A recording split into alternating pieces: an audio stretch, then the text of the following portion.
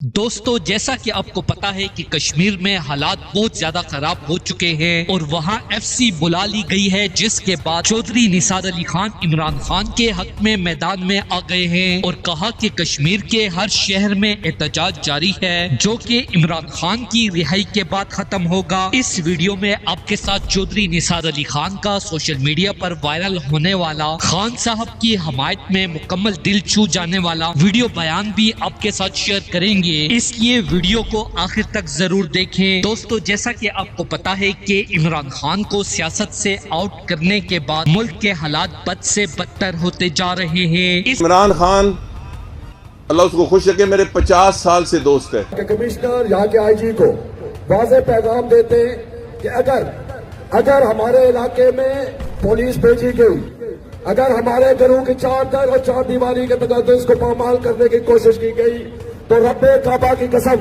کوئی پولیس والا واپس شہر میں نہیں آئے گا۔ یہ ہمارا اعلان ہے۔ ہم اس سماج سے پہنچ چکے ہیں۔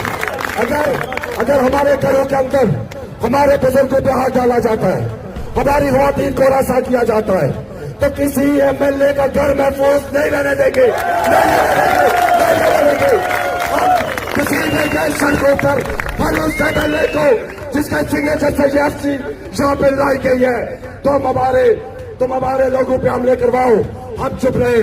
1 سال ہو گیا، 1 سال سے ہم پورم نہیں، ہم پورم لینا چاہتے ہیں لیکن تم لوگ مجبور کر رہے ہو۔ چور حکومت نے سہولت کاروں کے ساتھ مل کر عوام کو کہیں کبھی نہیں چھوڑا ہے۔ اب ایک طرف پی ٹی آئی بھی اسلام آباد سے تحریک شروع کرنے جا رہی ہے اور دوسری طرف چودھری نثار علی خان نے سوشل میڈیا پر کہا کہ یہ اپنی پارٹی میں شامل کرنے کی جتنی میری کی ہے، اس نے تو سٹیج پہ چڑھ کے میرے حق میں اعلان کیے ہیں۔